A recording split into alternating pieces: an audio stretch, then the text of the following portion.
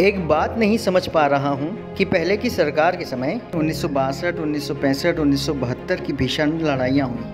देश polio, plague, हैजा, TB जैसी भयंकर महामारी की चपेट में आया, लेकिन सभी का मुफ्त में इलाज हुआ। मुफ्त में पूरे देश का टीकाकरण हुआ। लोगों ने उन सरकारों पर खरबों के घोटाले के आरोप लगाए। कहा गया कि काला धन विदेशों में भेजा गया।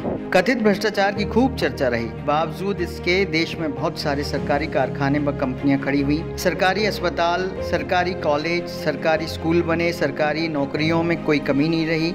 लोगों को नौकरियां दी गई। जो व्यक्ति इंटर मैट्रिक पास कर जाता था उसे घर से बुलाकर नौकरियां दी गई। तनख्वाह में कोई कमी नहीं रही। भत्ता हर वर्ष लगातार बढ़ता था। महंगाई भत्ता 131% तक दिया गया।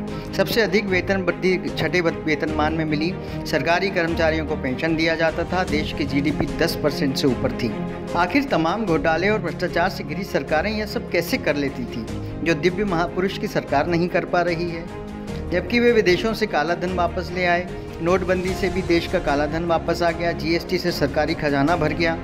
आपातकालीन परिस्थितियों के लिए रिजर्व बैंक में जमा पैसा निकाल लिया गया। फिर पता नहीं क्यों 18-18 घंटे काम करने वाले प्रधानमंत्री के सामने सरकारी संपत्तियां बिक गईं और दिव्य महापुरुष की सरकार नौकरियां, वेतन भत्ते, पेंशन नहीं देकर किसान, मजदूर और आम नागरिकों को सिर्फ टेंशन ही दे रही है। कोई युद्ध नहीं हुआ, जीडीपी माइनस में चल रही है, सभी की नौकरियां चली गईं, फिर भी साहब ने सभी एनजीओ, उद्योगपतियों और देश के नागरिकों से पीएम केयर फंड में पैसा जमा करवा लिया। उस पैसे से क्या कार्य हुआ, किसी को नहीं पता। देश में बड़ी अजीब स्थिति बनी है। अगर कोई सवाल कर रहा है तो उसको पाकिस्तानी या देशद्रोही बोला जा रहा है। मेरे ख्याल से उन युवाओं को तो अब कम से कम अब जाग जाना चाहिए जो पढ़े लिखे होने का दम्भ भरते हैं।